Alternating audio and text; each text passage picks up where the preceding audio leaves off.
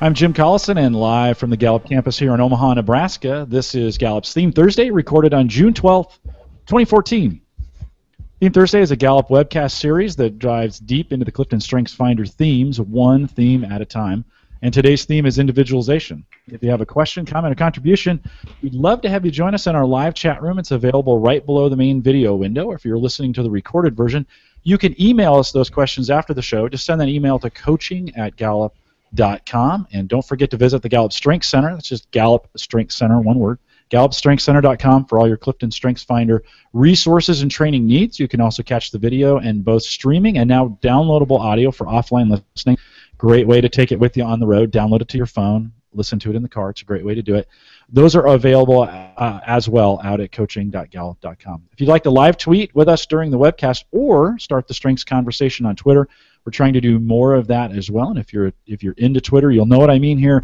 We use hashtag CSFchat, just Clifton Strengths Finder, but CSF chat for that. Kurt Liesfeld is our host today. Kurt works as an advanced learning and development consultant at Gallup here on the riverfront with me. He's home today. Kurt, it's great to see you, and welcome to the program. Thank you, Jim. It's great to be here, and I'm excited about another theme here. It seems like it's been a long time since we've had one of these. But it does seem like it. We did have a week off. We had a week off. So I'm glad to be back and glad to be thinking about individualization, and really glad that we have a special guest here, individualization guest, Kristin Gregory, who is out in Buffalo, Wyoming. She is actually a Gallup senior consultant, works with the education division, and has her office in D.C., but she is on special assignment in Wyoming, and you can tell us about that later on when you get a chance to talk, Kristin. It's great to have you on the call.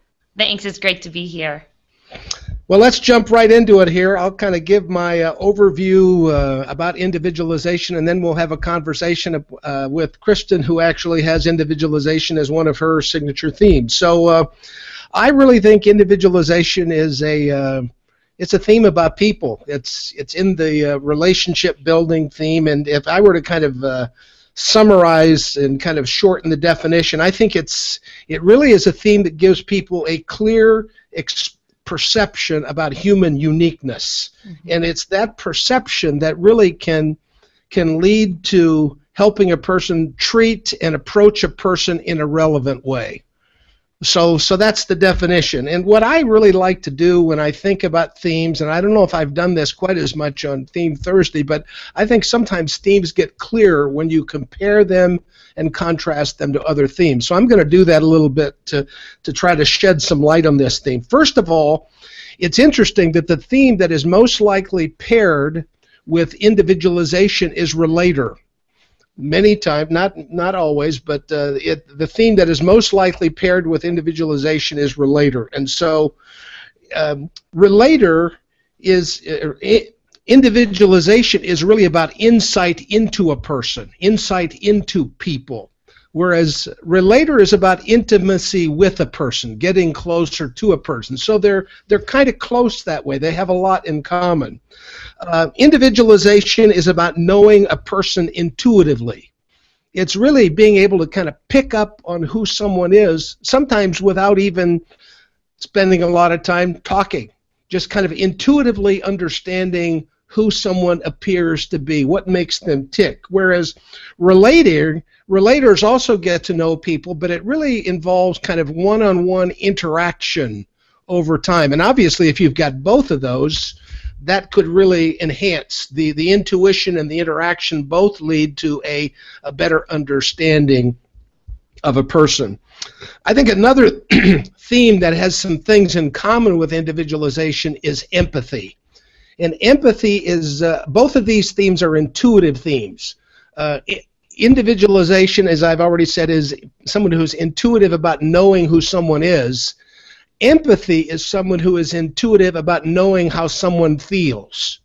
Again, similar, they kind of fit together, but they're slightly different. A couple of themes that I think you can kind of contrast with individualization. The first one is connectedness. And just because they're different does not mean that you might not have both of them high. But it helps to kind of shed some light. Individualization, obviously, is about the individual perspective. It's about really paying attention to a person.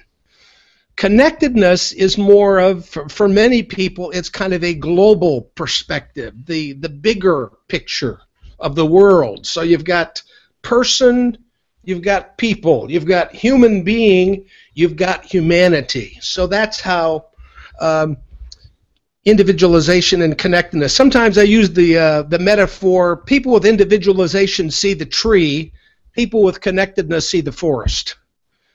And so it's kind of the microscopic, telescopic. But this theme we're going to be talking about today is about the people, the tree, the kind of the microscopic perspective of who someone is by nature, what makes them tick. And then one final kind of a contrast here is individualization and consistency. And these are the two themes that are least likely to be paired together. If you have high individualization, the odds that you're also going to have consistency are pretty rare. And I think it makes some sense. I think there's some logic to that because these are really two very different themes with regards to perspective. The person with individualization is really interested in being relevant to the person. I want to make sure that what I do, what I say, how I approach someone fits who this person is. The person with consistency is a bit more interested in the efficiency of the group. It's more about, it's not about you, it's about us. It's a more of almost a corporate kind of feel to it. It's kind of like the difference between psychology and sociology. Psychology is about the person. Sociology is about the group, and I think it's the same kind of difference that exists between individualization and consistency. Individualization is about customization, whereas consistency is often about standardization. Standard operating procedures. We all have to do the same thing. That's standardization. Individualization is, different strokes for different folks here. And then finally, I think individualization is about capitalizing on uniqueness, and individualization is about minimizing differences. Some of the nouns that we would use, I think I probably already used them with someone that has individualization. They're kind of customizers. I think they're observers of people. In many ways, they're acceptors. They really have an appreciation of the, I call it the diversity of humanity. They kind of like it that people are different. They don't want everybody to be the same. Maybe kind of anthropologists, students of people. In terms of some adjectives, I've already used some intuitive. I think there is an intuitive part to this theme, perceptive, insightful, people-oriented, astute, and diversity-loving.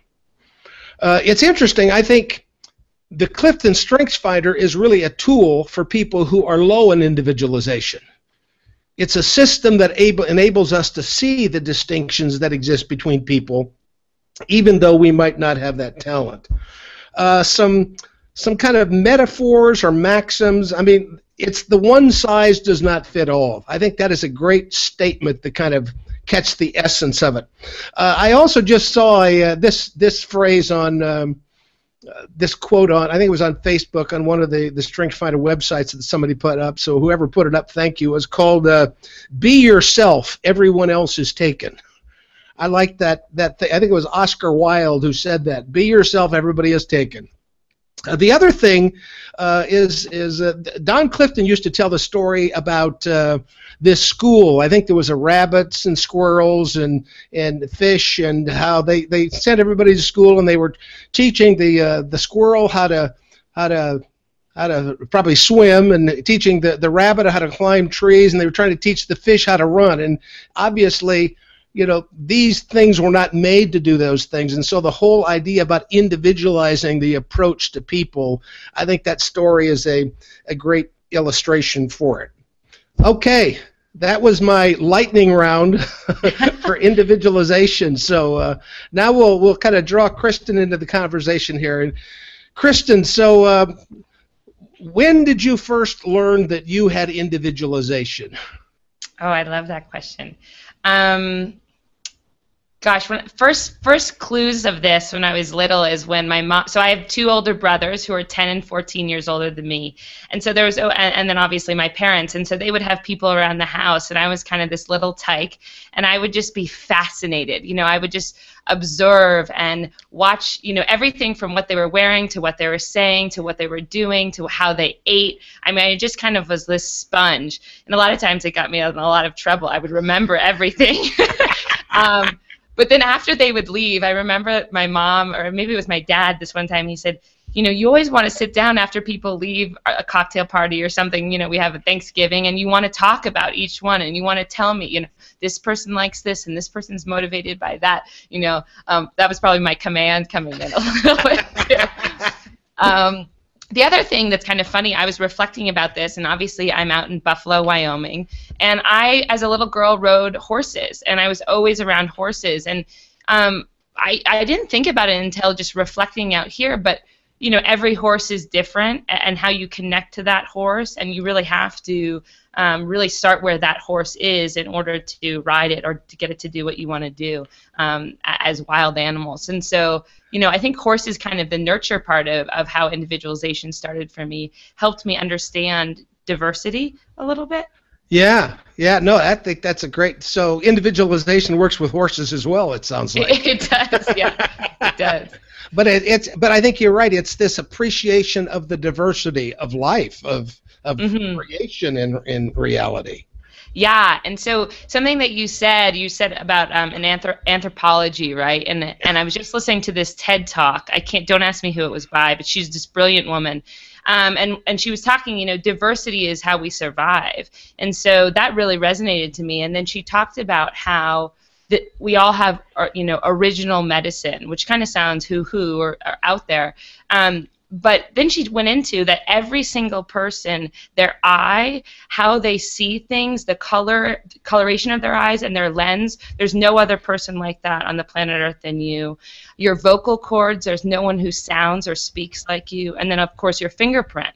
And so when you kind of think about the metaphor of that, no one, I think what individualization helps appreciate is the diversity of we're looking at the same thing, but we see it differently. We all have a unique story, and then that we all have a unique imprint or purpose or impact. And I think a lot of times, when I work with people or organizations or teams, before StrengthsFinder, before this common positive language, difference is seen as a problem or something that they have to kind of round out instead of sharpen. So that resonated with me as you were talking too.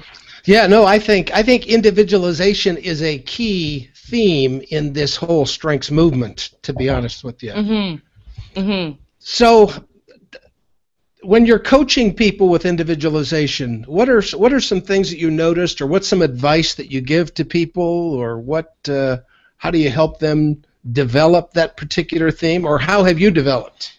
Yeah, no, I love that. So one of the things that I've noticed over coaching is that it's actually cognitively very hard for people to understand why they're unique or why they're different, and much less articulate that. That's why I think StrengthsFinder is such a brilliant tool, because it puts concrete language to the difference of being that we are.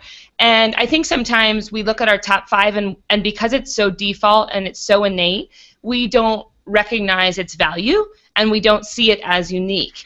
And so individualization, when I'm coaching somebody who has that, I really want them to see their brilliance. You can name talent. You see before other people difference, and then you have, it's kind of a responsibility. I think once you know your strengths, you have a responsibility to strengthen them, to invest in them, to apply them right. And so when I'm coaching someone with individualization, it's about how are you articulating the difference in the talent in others and helping them apply that and nudging that out of them. Yeah, I'm really glad you said that, because I think individualization really begins with the perception, the seeing, this ability to see who someone is. But I think somebody asked the question, well, what should we do if we have this theme? How do we grow it? I think one of the ways you grow it is by you give you give voice to your perception. You articulate it. I often say we can see talent. If you see talent, you need to say talent. You need to describe it so that other people can see it. And I think that gives voice to that. We used to call this theme in some other interviews and things that we had individualized perception. Which I think really captures that. But I like that saying kind of what you see, I think is a part of the sophistication of this theme. You had that pretty early if you wanted to kind of talk about it after the cocktail party. Yeah. I want to see it, but I want to talk about it. I want to have a conversation. Yeah. And maybe that's... Go ahead. Oh, yeah, I think it is that articulation, because we can't grow in a vacuum, and so I think that's why coaching's so necessary. You need someone to hold up a mirror and to then say, kind of what's the integration? How do you use this and apply it? And so that's what I love about people with individualization, because they really, if being drives the doing, which I believe it does, right? The being drives the doing, and how we feel is how we perform. The brilliance of individualization is they start there. They start with where you are now, and then they put it into action. Well, at its maturity, they put it into action. What are your other signature themes? Sure. So I have woo. I have empathy. So you talked about empathy before. I have activator and strategic. Those are my top 5. I have my top 10 if you need those two. No, that's fine. So yeah, I think, and we've been talking how sometimes there are themes that kind of intensify themes, and then there are themes that kind of moderate themes. And so I can see how empathy kind of intensifies your individualization. You not only know who someone is, you really have a real clarity about how they feel as well. Yeah. Yeah, and when I was little, that was hard. I mean, when you're younger, and I know, Kurt, you're so brilliant, and I borrow this from you, how mature is this talent, at its innocence or adolescence versus its wisdom and kind of elder years, right? Or seasoned. And Thank you. But when I was younger, empathy and individualization was hard, because the dance there is, does this theme own you or do you own it? And so empathy really picks up on what's not being said and picks up on the emotional information, and you absorb it, right? And then my individualization, it's more of my thinking, right? I'm sensing, I'm being intuitive, but it's coming from my brain versus kind of my gut. And so both of those really powerful, but it took me a while to kind of say, how do I use this in a positive, productive, consistent way versus letting it kind of overwhelm me? Yeah, I think that's a great point. Both of these things, how other people feeling and who someone else is something outside of you. Mm-hmm. It's an exterior thing to some degree in terms of you are so. So when did you figure out how to use this productively? How have you used individualization productively? Gosh, it's a good question. Probably when I started. So, the long story short, I started using CliftonStrengths Finder pretty quickly after I first took it with other people. So I was a sophomore in college. I'm kind of a good case study for this. So I was a sophomore in college, had this grand idea that I was going to be a finance econ major. Now look at my strengths: woo, empathy, activator, individualization, strategic. I don't think so. But not that you can't use those, but it was very hard. And so I went into this kind of thinking of, I'm not smart. You talked before about if you judge a fish how it can climb, it spends its whole life thinking it was stupid. And so I was putting myself in these situations where my strengths weren't being able to be utilized. And so I took StrengthsFinder, I got my themes, and it was like, well, duh, this is why psychology is like reading People magazine. It's so easy, and I love it, and I could do it really quickly. It just was a part of who I was, and my strengths were activated. It was innate. And so I interned for Gallup, I think 2005, 2006, and I started coaching other college kids around their strengths. And so, again, it's practice. I always say this is hard work. And so it wasn't until the polishing happened from actually, and for individualization, is coaching, talking, teaching, investing in other people, mentoring, it is a pure fascination with people. And so I could go to Kenya, or I could be in Buffalo, Wyoming, or I could be in New York City, and it's just like I'm in Disney World, wherever I am, because people kind of, that's like the learner, right? It's a learner about people.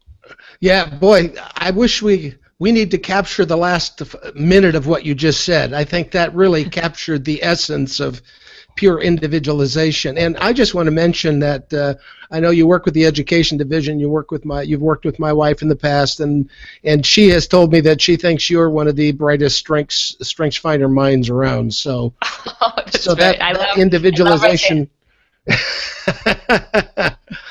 So, how does this get you in trouble sometimes, or does it get you in trouble? It does from a business perspective. That's a good question. So, and what I mean by that is every client, every person is different. And so I want to customize to their needs. And sometimes that doesn't make sense for a large company, right? I mean, we have to have standardization or consistency. So, is important because that creates kind of a rhythm and a structure and an order. And that's hard for me. It's very hard for me. So when you talk about rules, like I am a rule breaker. So actually, I'll tell you, this is a good example.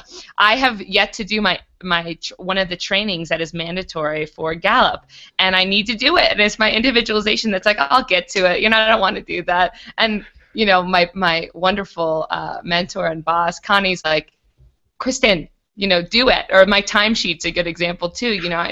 For me, it's a little. I've got to focus on it. I've got to really say this is important, and it's a to-do list item, even though you're not happy about it. Yeah. So I outed myself there. Yeah, efficiency is probably. I mean, I'm guessing when people have high individualization, consistency is probably on the lower part of your profile. It often is, and so.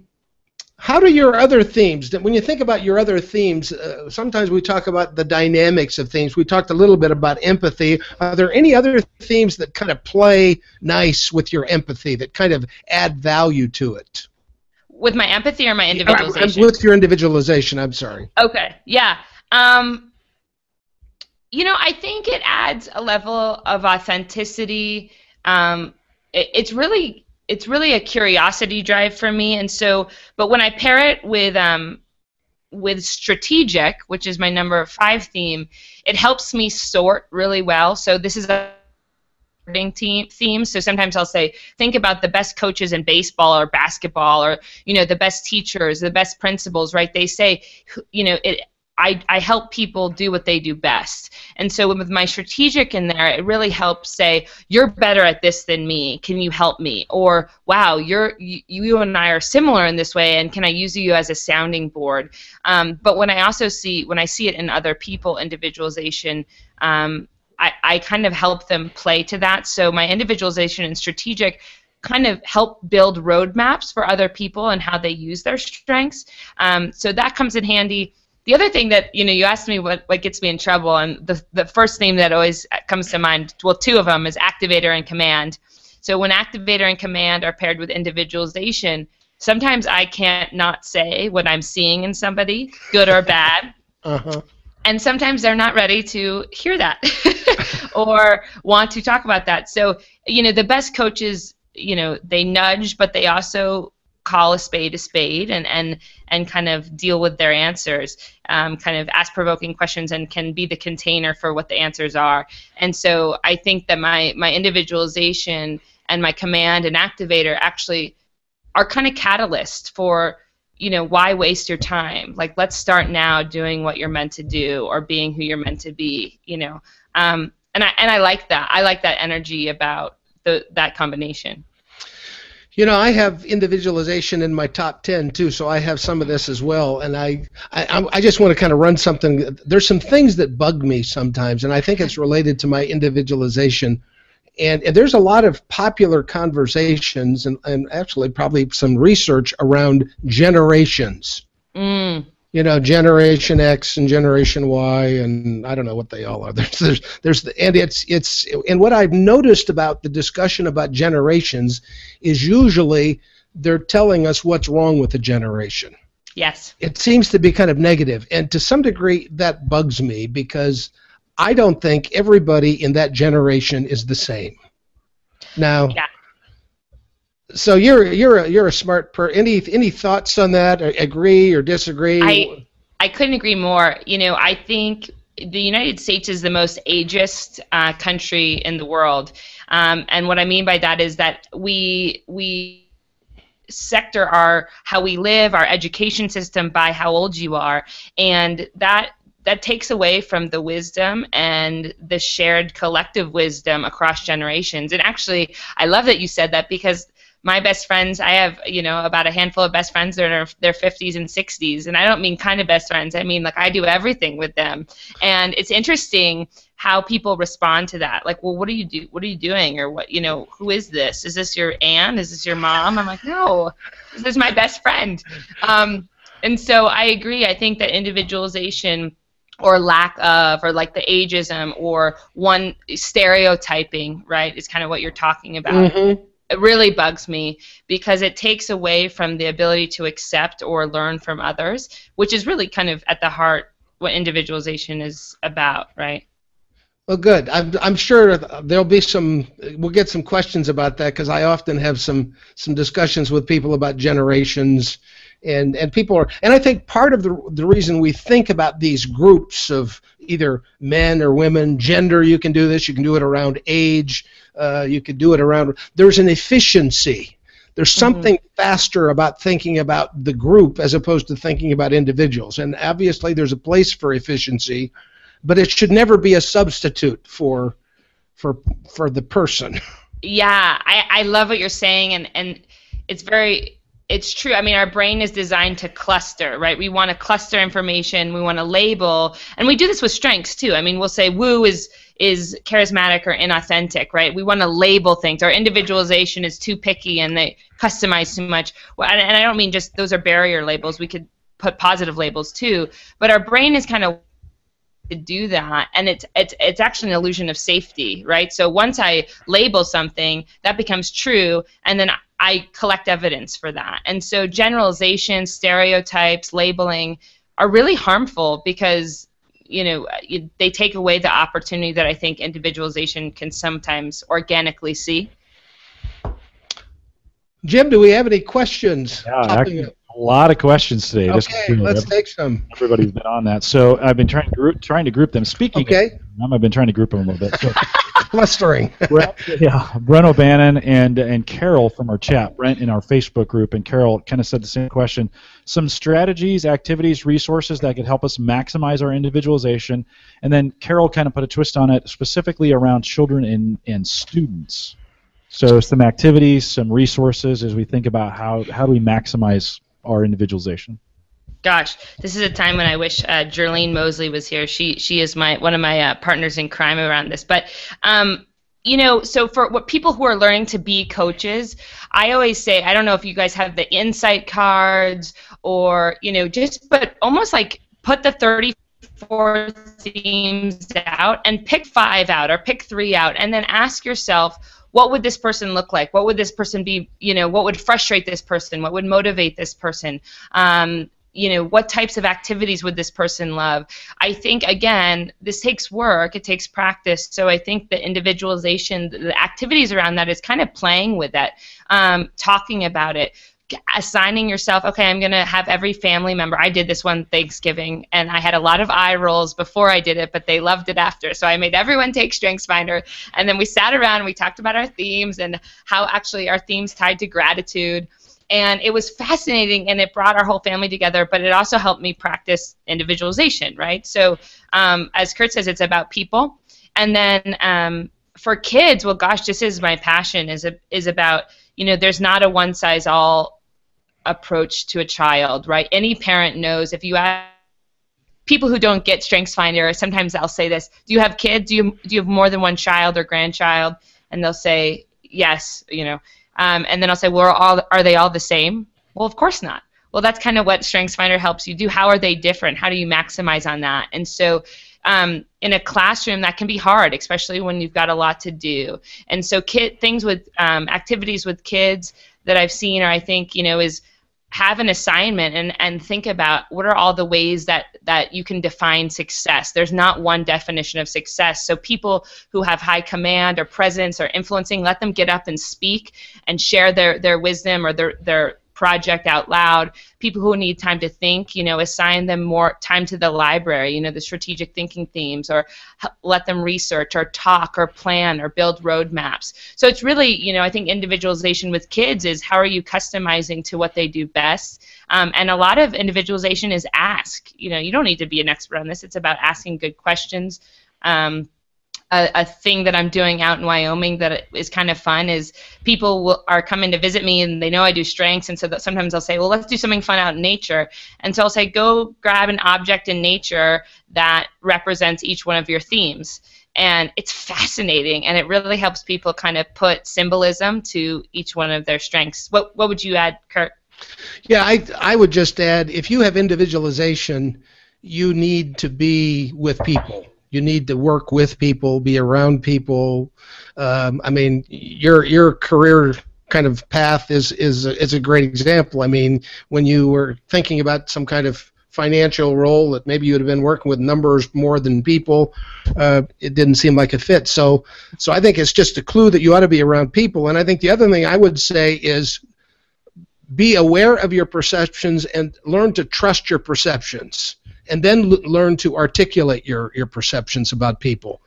I think that's really what I think is the kind of the path. I think people with individualization notice that people are different. They like it that people are different, and they're often trying to kind of use that information to customize their approach or helping the person to customize their approach. So you need to have influence on people if you have individualization. You need to be a coach, a manager, a leader, a teacher. I mean, there's not just one role, but it needs to be around people. And my life has kind of modeled that as well. Most of my life I've been involved in working with people in one way or another. Yeah, and I have one more thing that I thought of too. Sorry, I know, Jim, we have lots of questions, but I think individualization is great at giving gifts and great at recognition, and so practice that. Good. So is how do you give recognition? Recognition is a subjective thing. So whether you're a manager, teacher, parent, colleague, right? How do you stop and name and give meaningful, individualized recognition? But then also just think of holidays. For me, Christmas is so fun because I think about who each person is, and then I want to give them a gift around that. So that's also fun practice that you can do. Yeah. I like that. Great. Tell you what, I wish I was a lot better at that, Kristin. That's not at all. Call Kristin. She might be able to help you. That could be a whole new business. Gift consulting. Make me look like a hero. Hey, couple questions Leslie had asked, and I think, Kristin, something you had said earlier. So individualization can look like empathy was her question. I think it's something you had said early. Oh, I think sometimes that they can get, so I'll say it in two ways. One, when we learn strengths, we learn them like one ingredient in a cake at a time, or like language, right? It's like this word, then that word. But when we're out in the world, it's like they're all caked in there. They're all baked in there, right? And so for me, it's hard sometimes to separate both because they're so strong. But yeah, empathy is more about feeling, sensing, nonverbals. The intuition kind of resides in your gut, if that makes any sense. Whereas individualization is much more in your head. It's about what are you seeing, what are you observing, what do you know, what are you picking up on people's motivations, whereas empathy is how do you use emotion as information. Yeah, that's a great way to say that. That's a good response. Kurt, let me throw it to you. Megan asked the question here. She said, I'm curious about the similarities between individualization and developer while we're comparing strengths. Yeah, I think they're connected. They could, and they probably are connected. I think your efforts at developing a person are going to be a lot better if you understand the nature of that person. It helps you to kind of customize your developmental approach. Is this someone who needs to spend time alone, or they need to have conversations? Are they slow? Are they fast? What do they like? What would they like to? So I think individualization could really enhance developer. It wouldn't moderate it. It would really they would add they would add gasoline to each other. They would make I think individualization would make developer even better. All right, Maureen asks the question, how do you know, and I think this is a great question, by the way, how do you know when it's okay to sharpen and when you need to round? I think that was a statement you said, Kurt. I look to effectiveness as a metric for making that decision. Other thoughts? I'm not sure I understand the question. I'm assuming they mean sharpen the individualization. Correct. As opposed to round it. How do you do that? You can jump in here anytime on this, Kristin. Okay. If you know what that. Yeah. Well, I think so. One of my favorite lines is a team should be well-rounded, a person shouldn't. And so I know what you're tapping into. And what I would say is this strength being used positively, productively, consistently? Is it really being a strength? Or what we define weaknesses, is this something that gets in the way of productivity or others' productivity? And so that's a good question or sorting question to ask yourself. So for me, I'll use a different strength. For me, Activator, I have to really say, am I applying this in a way where I have a catalyst energy, where I'm learning by doing, or am I being a little impatient, a little sassy, interrupting people? And, where do I want to be?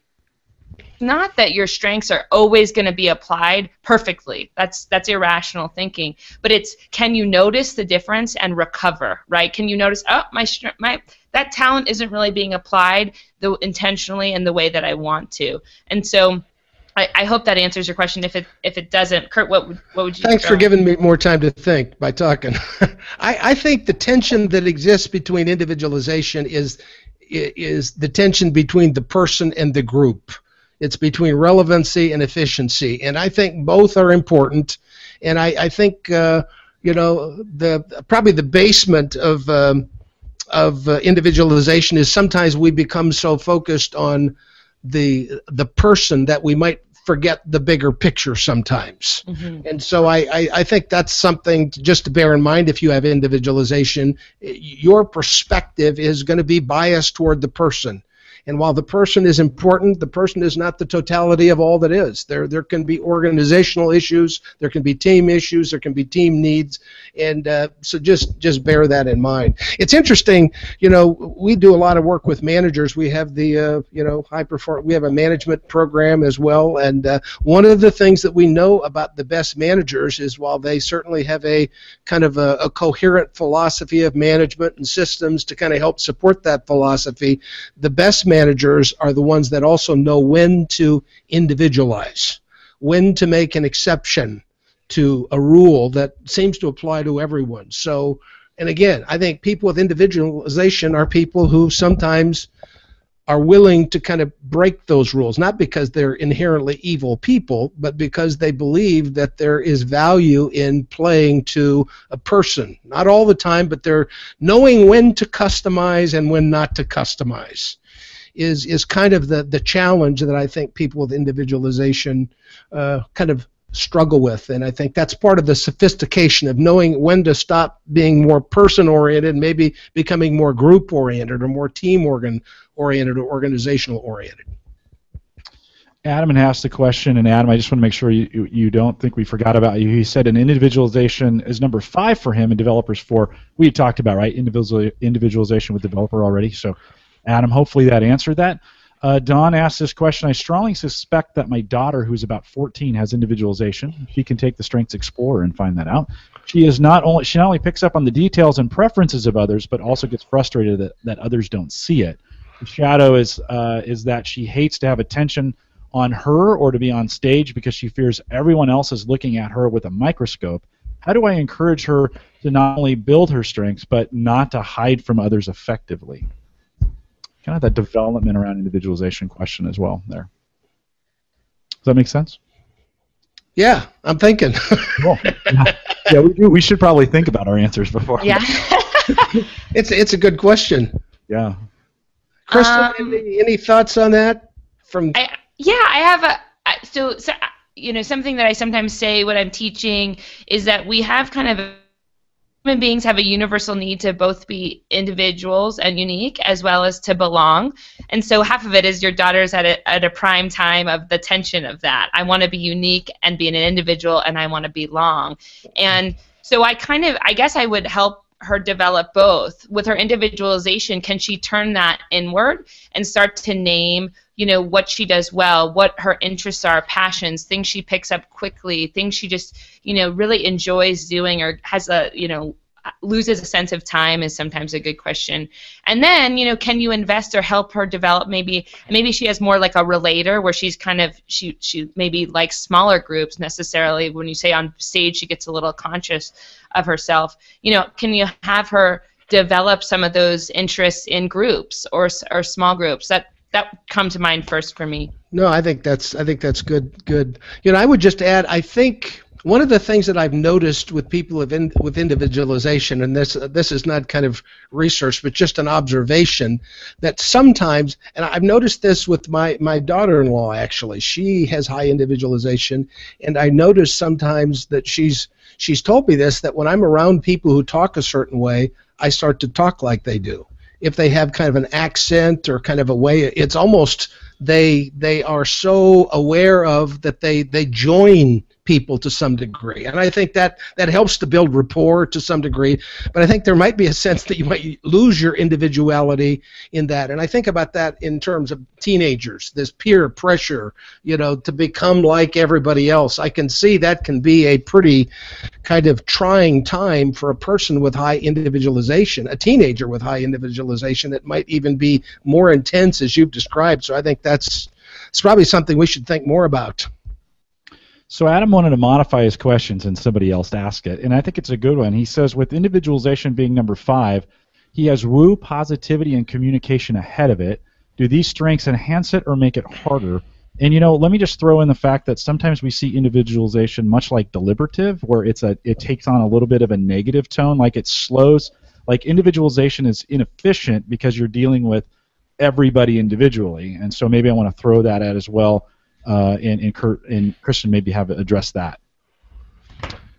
You know, maybe I have a blind spot myself. I don't necessarily think of individualization as slow. Now, that's not a word. I think you may be right. I think it takes more time to deal with people one at a time as opposed to, let's consider a whole generation here. That's pretty fast. In terms of these other themes, woo, positivity, and communication, I think they certainly have an effect on what your individualization is going to look like. I think it's going to be it's going to be, you're not just going to want to know who people are, you're going to want to tell them who they are, and you're going to want to do that a lot. And you want to kind of influence people to each individual to be who they are, and you're going to tell them, and you're going to kind of be a cheerleader to help them be who they are, and then you're going to move on and do it to somebody else. So it gives you a kind of, I think, a breadth of social influence and maybe a breadth of insight. I don't know if you'd add anything to that, Kristin? Yeah, I share this with you. I have woo, positivity, and communication in my top 10 as well.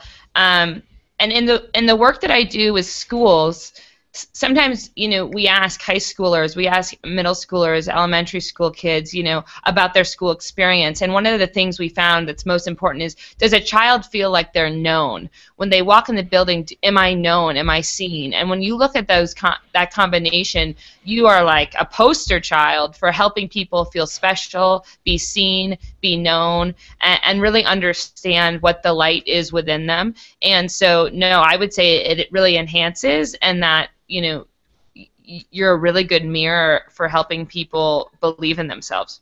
Oh, that's good. And Terry Miller had said in chat, you know, she asked this question too, does your strategic help with the efficiency issues of individualization? She's assumed there are issues with it. So I thought I'd bring that in as well. You know, individualization is a little bit lower for me, 10, 11, 12, somewhere in there. As a woo, communicator, positivity, they're all higher for me too. That's a good picture of me. I struggle with the individualization aspect at times, but when I do it, it feels really good, right? When I have a group of 6 or 7, we have interns on campus right now, and I've really worked hard to get to know them this year individually as, you know, one-on-one, and when I nail it, it feels really good. So for me, might be a little slower to do that, but the payoff, the benefit for it is so much better in the end than it would have been if I just kind of blown through and not known them individually. That's good. All right, well, guys, we are at the 12:45 mark here in the Central Time Zone, which means we need to wrap this up. Kurt, you want to add anything in as we kind of bring this in for a landing? Yeah, I just want to thank Kristin for being on here. I really appreciated your discussion about this, and the response that you had to people's questions I thought was particularly insightful, especially as I think about young people with this. I think I have a new appreciation and understanding for this theme in our schools, whether you're a teacher, a school administrator, whatever role you might play, a parent for that matter, really calling forth the stories out of our people, because sometimes we can see who someone is before they see it. And if we don't say it, they might not get it as quickly. And I've always heard people say, I wish I would have known sooner who I was so that I could have started writing this story of my life here a bit sooner. So I really, Kristin, appreciate your comments and appreciate you being on. Oh, thanks. It was so much fun. Well, we did not get to everybody's questions, and so we apologize for that. But we do encourage you to take them out to the Facebook page if you like. We do have a we call it the Call to Coach Facebook page because that's just where we started doing this. And when I said, do we want to have a separate Theme Thursday one, you all said no, please keep it in one place. So I've posted the link for the Call to Coach page out in the chat room. You can also get that at facebook.com/groups/call to coach. It is a private group, and you just request access and we will let you in, and it's a great way to communicate with one another out there. We'd love to have you come out and do that as well. I want to remind you to take full advantage of all the resources we have available at the Gallup Strengths Center. That's just gallupstrengthscenter.com. Somebody had asked about where they get their top 10 as a question in there. We give top 5 and then all 34, and that's available if you've taken it and you have a login at the Gallup Strengths Center. Just head out there, gallupstrengthscenter.com, log in with the ID that you took when you took the Strengths Finder, and many of those will migrate right over for you, and you can get your resources there. Continue to have questions, send those to coaching@gallup.com. And, of course, you can catch the recorded audio and video of this webcast, plus a whole bunch of other ones that we've done. In the beginning of the show, we were saying, how many of these have we done? Kristin, I think you asked, how many Theme Thursdays have we done? And I think this is 6 or maybe 7. I can't remember at this point. But Kurt and I will get through all 34 of them as we make our way through. They're all available at coaching.gallup.com. Kurt, Kristin, thanks for coming out today. We'll stay around for just a few minutes, but if you've joined us live, thanks, and we'll see you in 2 weeks with the next one. Kurt, do you remember what the next one? I believe it is Developer. Developer is coming up next in 2 Yes. weeks, and we'd love to have all the developers out there to hear about themselves. So thanks for coming out, everybody. Goodbye.